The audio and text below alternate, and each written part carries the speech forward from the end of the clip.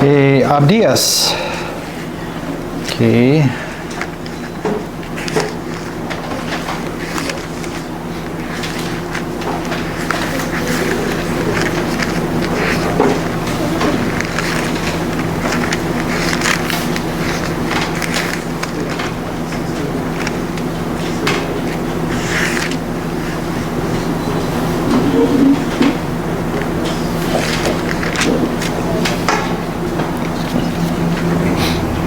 Abdías es un...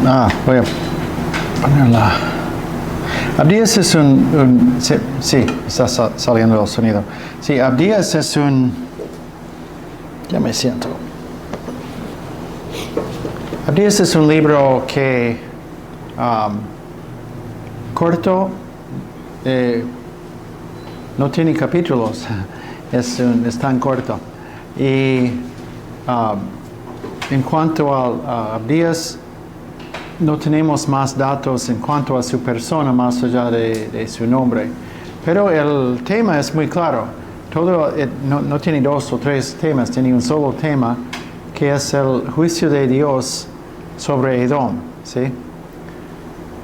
Y en cuanto a cuándo podría haber pasado esto, tenemos un problema semejante a lo que tenemos con Joel, que no dice cuándo fue escrito. Entonces nosotros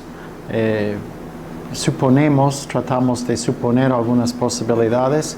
Uno sería el reinado de Joram en la página 41. No me acuerdo dónde ellos pusieron esto. Si es el reinado de Joás. Joás era un rey judío entre 835 más o menos hasta 800 años antes de Cristo. Entonces algunos lo ponen ahí porque en el tiempo de Joás hubo una invasión de varias naciones. No menciona a Edom, pero posiblemente podría haber pasado entonces, o otra posibilidad que yo considero más fuerte es que cuando los babilonios tomaron la ciudad en el año 587, sabemos que los edomitas aprovecharon para hacer algunos destrozos. O sea, ellos no tomaron la ciudad, pero participaron en la destrucción. Pero el problema con esto es, y no tenemos tiempo, pero si pudiéramos ir a Jeremías 49, encontraríamos que algunos de los versículos en Abdías son textualmente casi exactamente los mismos versículos que están en Jeremías 49. Entonces la pregunta es, ¿quién tiene prioridad? Si Jeremías conocía de Abdías o si Abdías conoció de Jeremías, y no sabemos quién escribió primero. Pero la verdad es no tenemos una fecha exacta. Otra vez, como en el caso de Joel, sea como sea, se trata de una destrucción real, histórica, aunque no sabemos la fecha, hecho por Edom, cosa que no tiene excusa, como Edom se consideraba hermano de Jacob. Entonces, cosas que no tendrían que haber pasado. Aparte que Dios por ser vecinos, ellos habían observado algo de lo que Dios hacía con Israel y con Judá. Entonces aún menos excusa tenía por atacar, por hacer destrozos en Judá.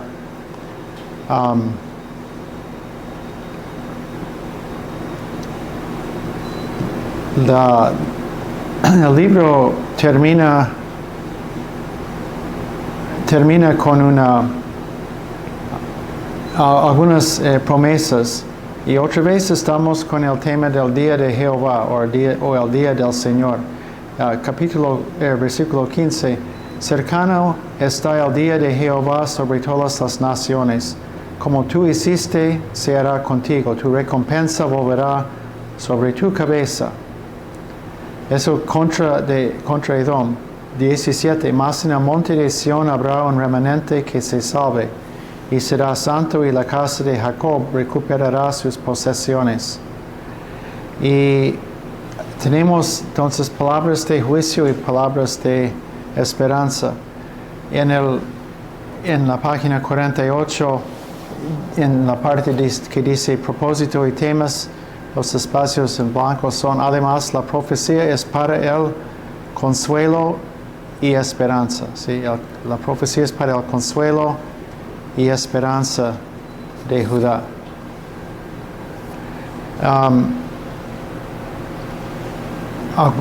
Par de observaciones. El anuncio retórico a Edom.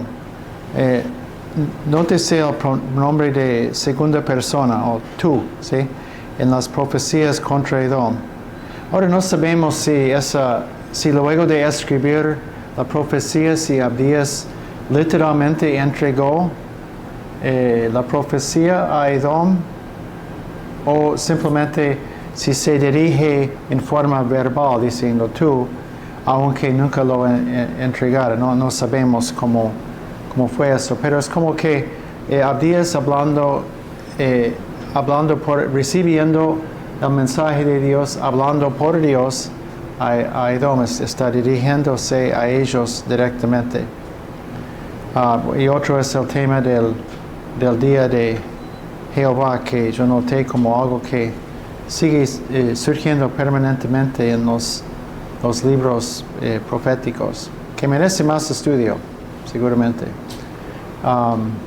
Preguntas sobre Abdías.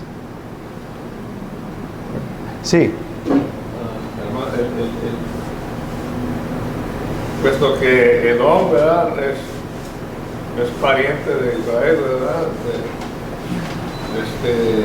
Dios le está mandando juicio a Edom, pero también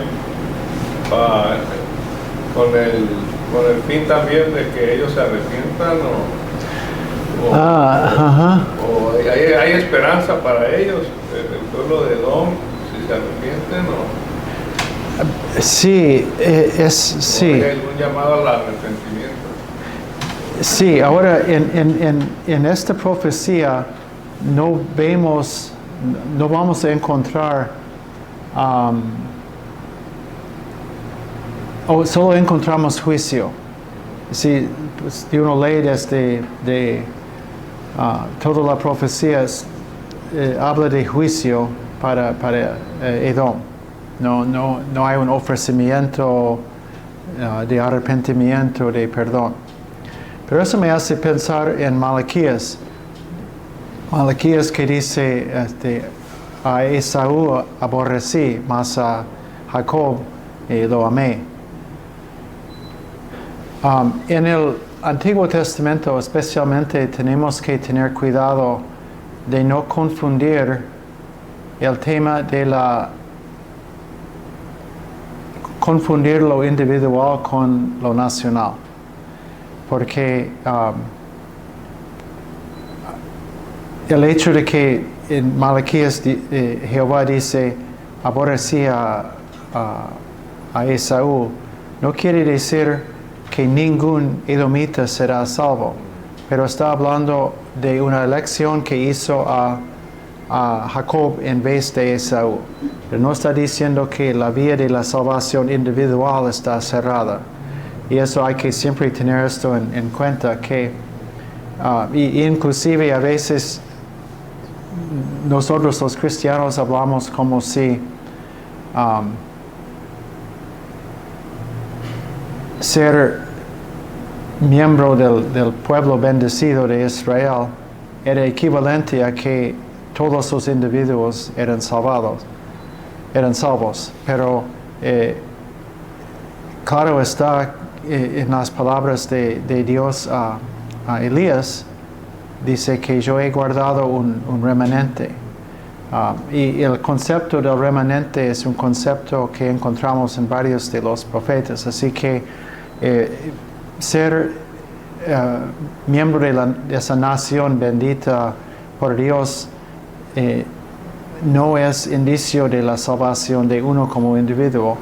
Y por otro lado, ser descendiente o vivir en una nación pagana no necesariamente es evidencia de que esa persona no era salva. Tenemos varios ejemplos de individuos que eran salvos, que aprendió de la palabra de Dios. Son pocos los ejemplos, pero si había algunos, seguramente hubo más. Pero en este libro de Abdías no está hablando a ellos como nación y no les da ningún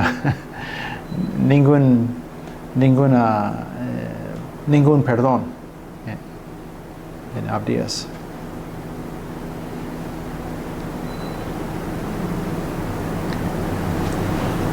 Bien, vamos a seguir con Jonás.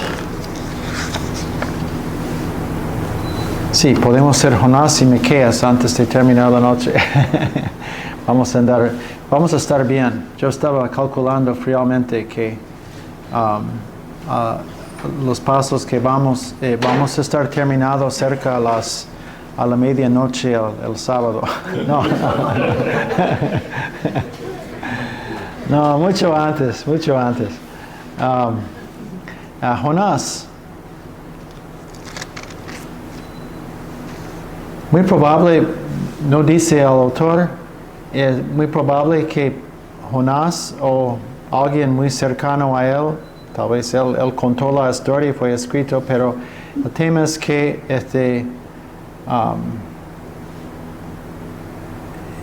quien lo escribió, sea Jonás o otra persona, tal vez que lo dictó, no sabemos, pero que fue alguien que conoció bien toda la historia. Y eso también durante el reinado de Jeroboam. Había mucha actividad profética, pero en Jonás la labor profética no es con Jeroboam, sino con los asirios.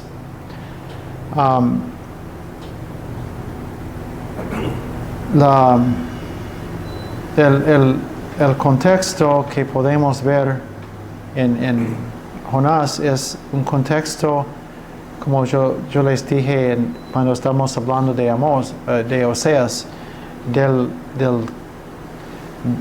crecimiento del imperio asirio, de su poderío militar y de la amenaza que ellos representaban para Israel.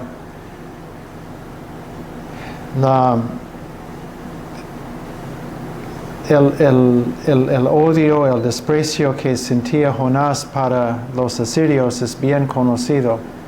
Quizás nosotros juzgamos demasiado a Jonás o lo vemos con desprecio comparándole a él con nosotros, pensando que nosotros seríamos distintos. Pero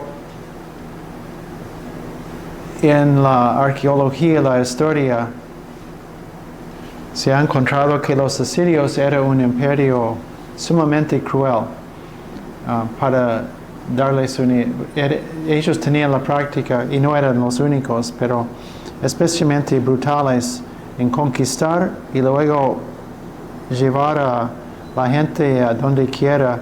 La idea fue, si sacamos los habitantes de su tierra, muy difícil que se levanten contra nosotros.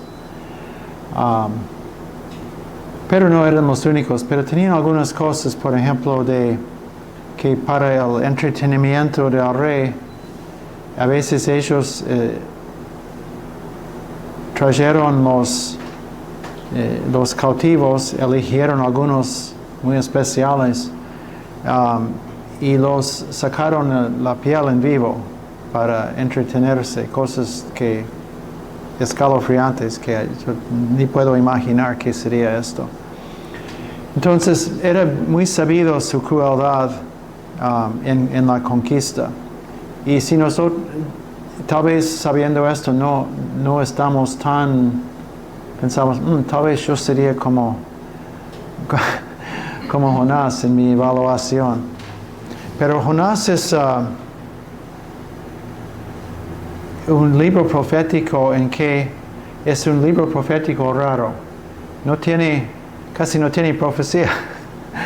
Hay un solo oráculo en todo el libro. Bueno, hay una instrucción de Dios a Jonás. Vete a Nínive, anuncia esto. Eso es todo lo que le dice Dios a Jonás. Bueno, no es todo, pero o sea, con esto inicia el libro. Pero la única proclamación divina que se hace en el libro es lo que anuncia Jonás cuando llega a Nínive. Dice 40 días, ¿cómo se dice? De aquí a 40 días Nínive será destruida.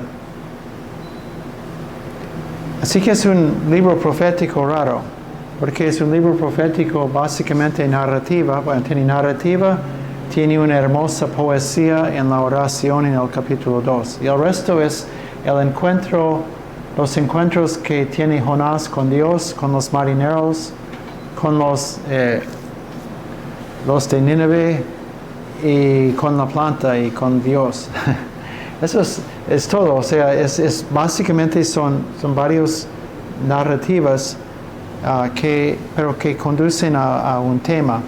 Entonces, a la mitad de la página 49, propósito y temas, Jonás tiene como tema explícito el amor de Dios para con los gentiles. Interesante. Él no anuncia el amor de Dios a los judíos, no. Anuncia el amor de Dios a los gentiles. En su confrontación con Jonás, Dios resalta especialmente su misericordia. Así, otra vez, su misericordia. Observaciones. El libro casi no tiene oráculos más allá de la proclamación a Nínive. Bueno, eso ya acabamos de hablar de esto. La enseñanza del libro está en la narrativa de la vida de Jonás y sus conversaciones con Dios. Claramente la lección principal se basa en la corrección divina del error del profeta, primero por el pez y luego por la planta, y finalmente por la explicación divina al final del libro. Ahí es un ejemplo buenísimo de cómo sobre el final del libro se explica todo el propósito del libro. 4, 10 y 11, eso es la clave a la interpretación del libro. Dijo Jehová, tuviste tú lástima de la calabacera, en la cual no trabajaste ni tú la hiciste crecer, que en espacio de una noche nació, en espacio de otra noche pereció. Y no tendré yo piedad de Nínive, aquella gran ciudad donde hay más de 120,000 personas. Bueno, sigue hasta el final. Entonces, ahí se ve el propósito del libro. Pero hay detalles muy lindos en el transcurso del libro en que podemos hacer comparación de personas. No acepción de personas, pero comparación. Fíjense en la comparación entre los marineros y Jonás. Jonás no quiso perdonar. Los marineros, cuando Jonás dice, bueno, la tormenta ha venido sobre ustedes por causa mía, ¿qué es lo que hacen? No lo matan. Ellos quieren salvarle la vida a él. Jonás que conoce a Dios no quiere que Dios perdone. Los marineros que no conocen a Dios quieren perdonar a Jonás. Qué cosa, ¿no?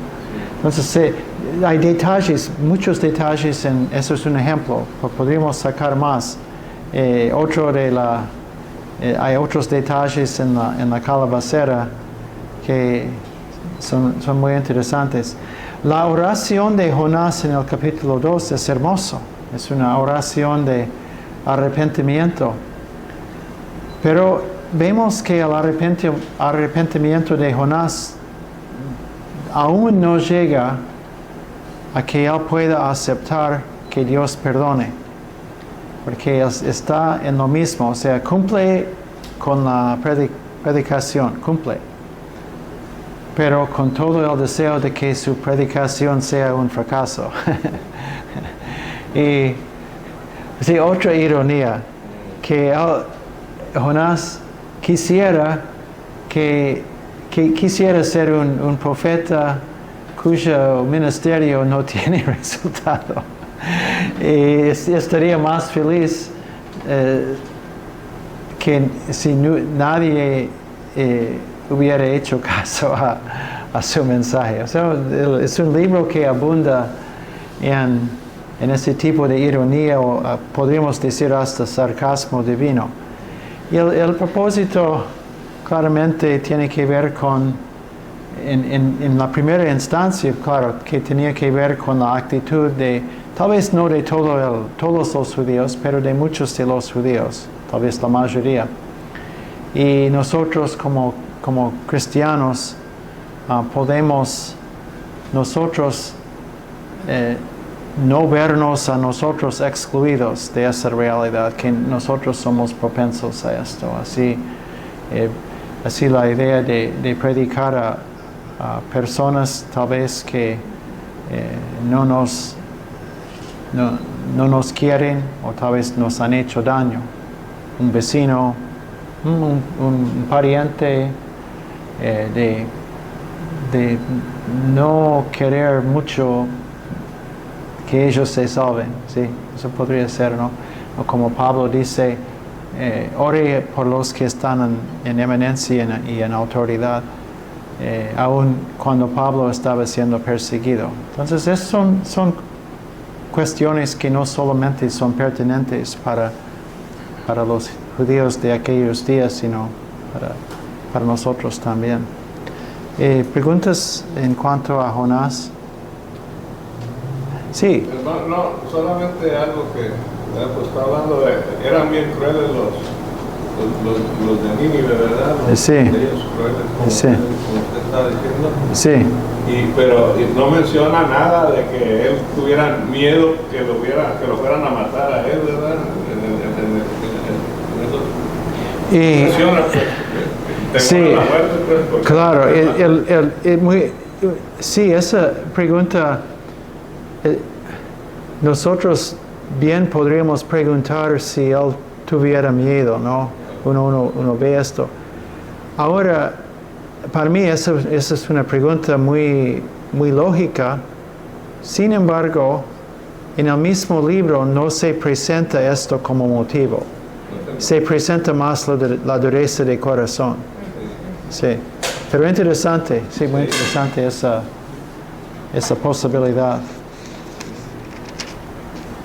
Y bueno, vamos, sí. Ananías tuvo miedo, ¿verdad? Cuando Dios lo mandó, el Señor Jesucristo lo mandó a orar por Saulo, ¿verdad? Para que recuperara la vista. Sí, ¿verdad? sí. Él tuvo miedo. Sí. Dice, Señor, he escuchado tanto de ese hombre. No, antes se hacía, no lo he visto, en algunos lugares todavía lo hacen. Cuando yo era chico y fui criado en el norte del estado de Minnesota, pero en el correo postal había afiches de los hombres más buscados por la FBI. Y uno ve, siempre era blanco y negro, y uno ve esas caras de los hombres así mirando la cámara y dice, ese puede ser armado y peligroso, dice. Entonces, sí, más o menos tenía que ser Saúl, ¿no? O Saulo, sí, muy conocido hay que evitar contacto con ese hombre. Si usted es cristiano, mejor buscar otra ruta. Bien, ahora con Miqueas y con... Ustedes tienen que tener paciencia para llegar a Isaías. Bueno, Miqueas, sí tenemos... Vamos a tratar de terminar sin demasiado demora. Pero, hermano, yo sé que usted tiene un camino todavía para... Claro, sí. Bueno, si Dios permite, nos vemos mañana entonces. Sí. Buenas noches.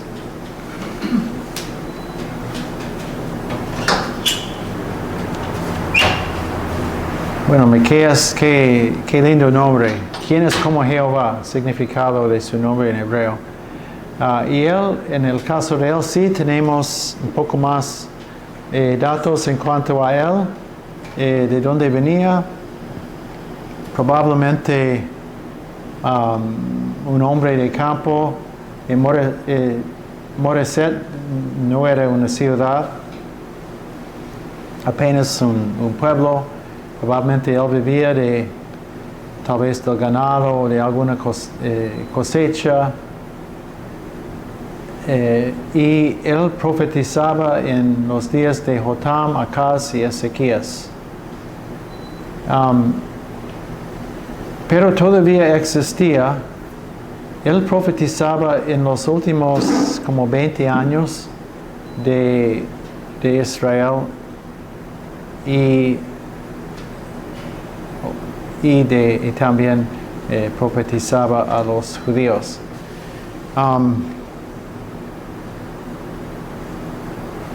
Y aunque él solo él profetiza un poquito a los de Israel, del Reino Norte, pero la mayoría de su libro está dirigido al pecado o la situación de Judá.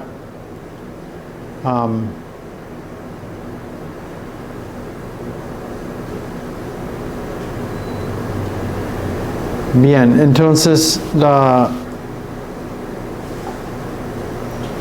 es interesante que en el libro de Jeremías se cita, en el capítulo 26, se cita a una pequeña parte de Miqueas en Jeremías. Jeremías profetizó,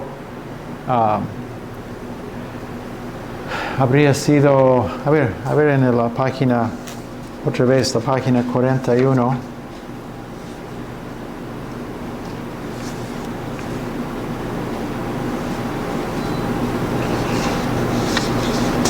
Si Miqueas es contemporáneo con Isaías, tal vez un poco más joven que Isaías. Eso vemos en la página 41. Sí, Isaías que comenzó cerca del 750, Miqueas un poco más tarde. Y la diferencia con Jeremías está en la página siguiente, son diferencia de prácticamente un siglo, ¿sí? De diferencia entre él y Jeremías. Luego viene el bosquejo. Voy a pasar a la parte de las observaciones, que traté de resaltar algunas cosas importantes en Miqueas. Miqueas, según sabemos, Miqueas es básicamente el último profeta canónico que se dirige a Israel. Luego de él, bueno, dejó de existir, fue llevado al cautiverio Israel. Pero se dirigió una parte de su mensaje, básicamente creo que fue al capítulo 6. Sí, básicamente el capítulo 6 es dirigido a Israel. Y 1 al 5 y el capítulo 7 a Judá. Quizás 7 también a Israel. Bueno, él resalta la terrible corrupción social y moral de los más poderosos y ricos y la opresión de los débiles y pobres. Eso en 1 y 2. Dice, hay de los que en sus camas piensan iniquidad y maquinan el mal, y cuando llega la mañana lo ejecutan, porque tienen en su mano el poder. Codician las heredades y las roban, y casas y las toman. Oprimen al hombre y a su casa, al hombre y a su heredad. Ahí se ve personas que viven bien, que tienen tranquilidad, pueden levantarse de noche y decir, a ver, mañana voy a echar manos a la propiedad de fulano, o a ver si voy a encontrar la manera, la viuda de fulano, ya que fulano está muerto, su viuda, qué linda casa que tiene. Debe haber alguna manera de aprovechar de la situación. Dice, lo hacen en sus camas y cuando llega la mañana lo ejecutan. Tienen el poder de hacerlo. Una cosa que noté cuando estaba preparando la clase sobre los profetas menores era que cuántas veces se denuncia el pecado de los que hacen mal porque pueden. Y seguía reflexionándome sobre esto y pensaba que hay personas que roban porque quieren una cosa, hay personas que quieren dinero y roban dinero, hay personas que son que mienten para ganar una ventaja sobre otra persona. Pero en este caso, esas personas hacen lo que hacen simplemente porque pueden. Y cuando yo pienso en una persona que tal vez no necesita el dinero de otro, pero quiere el dinero y hace daño por el dinero. Pero cuando yo pienso en una persona, y es malo, pero cuando pienso en una persona que dice, yo podría hacer algo malo, y hace lo malo simplemente porque puede, para mí es otro nivel más bajo de la depravación. Y ahí vemos personas que sin ninguna necesidad dicen, casi se entretienen haciendo daño a otras personas, quitándoles su propio medio de vida porque pueden, no porque lo necesitan. Y Miqueas denuncia a un país en que el nivel espiritual de muchos ha descendido a ese nivel. Y también denuncia los profetas corruptos. Vamos a ver en 2, 6 y 7. No profeticéis, dicen a los que profetizan. No les profeticen porque no les alcanzará vergüenza. Tú que te dices, casa de Jacob, ¿se ha acortado el espíritu de Jehová? ¿Son estas sus obras? ¿No hacen mis palabras bien al que camina rectamente? Ellos no quieren escuchar la voz de los profetas. Quieren que los profetas se callen. Pero claro, Dios no guarda silencio delante de esas actitudes. Así que vemos en el juicio de Dios sobre los líderes políticos y religiosos, como en el capítulo 3.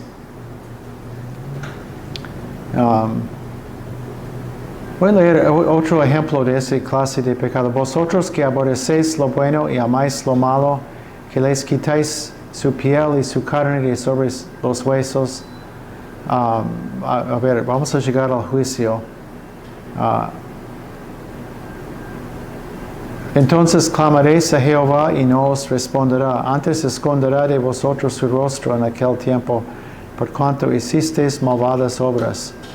Así ha dicho Jehová acerca de los profetas que hacen errar a mi pueblo, y claman paz cuando tienen algo que comer, y al que no les da de comer proclaman guerra contra él. Por tanto, de la profecía se os hará noche y oscuridad del adivinar.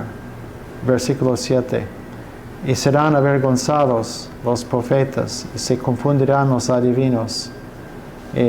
Versículo 8. Mas yo estoy lleno de poder del Espíritu de Jehová y de juicio y de fuerza, para denunciar a Jacob su rebelión y Israel su pecado. Y en el capítulo 2 se dicen a los profetas que no profeticen. En este capítulo son los profetas que quieren profetizar falsedades por ganancia. O sea, por un lado o por otro lado está mal y merece el juicio de Dios. También, como en los otros libros proféticos, no solamente vemos el juicio, sino también vemos el tema de la restauración. El capítulo 4 es tan hermoso.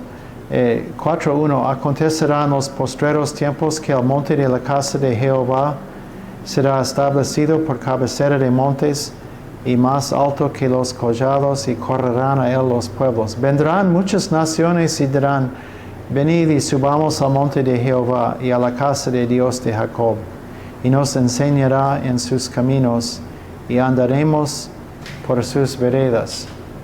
Así que hay una promesa de la llegada universal del mensaje de Dios y de la llegada de las naciones, ¿sí? Pero no solamente que ellos llegan, sino 3, Él juzgará entre muchos pueblos y corregirá a naciones poderosas hasta muy lejos, y martillarán sus espadas para asadones y sus lanzas para hoces. No alzará espada nación contra nación, ni se ensayarán más para la guerra. Y así una promesa de su reino, ¿sí? Y de bendición sobre todas las naciones. Es un cumplimiento de la promesa que había hecho a Abraham, ¿no? En ti, multiplicaré tu descendencia, y en ti todas las naciones de la tierra serán bendecidas. Así que vemos otra profecía que reitera esa promesa hecha a Abraham. Y una cosa que no quiero pasar por alto, que es la hermosa promesa mesiánica en capítulo 5, 5:2-4.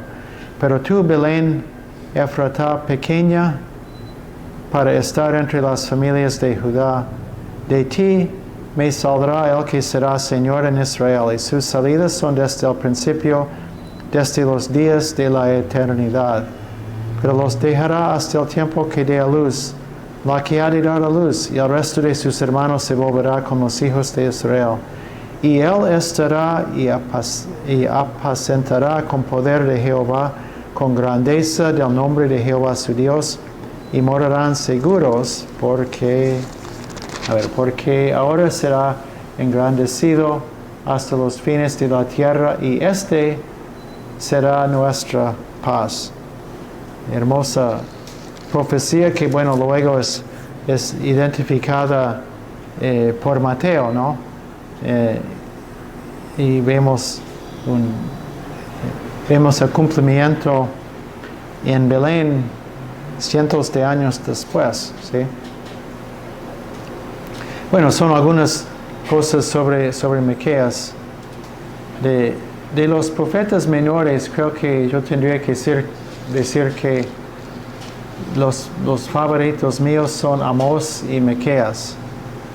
Pero todos son inspirados, pero encuentro mucho en Amós y Miqueas. Preguntas sobre Miqueas.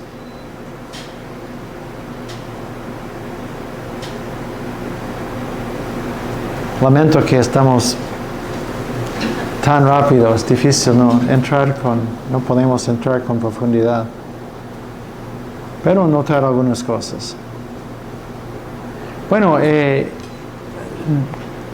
si Dios permite, mañana seguimos con Isaías.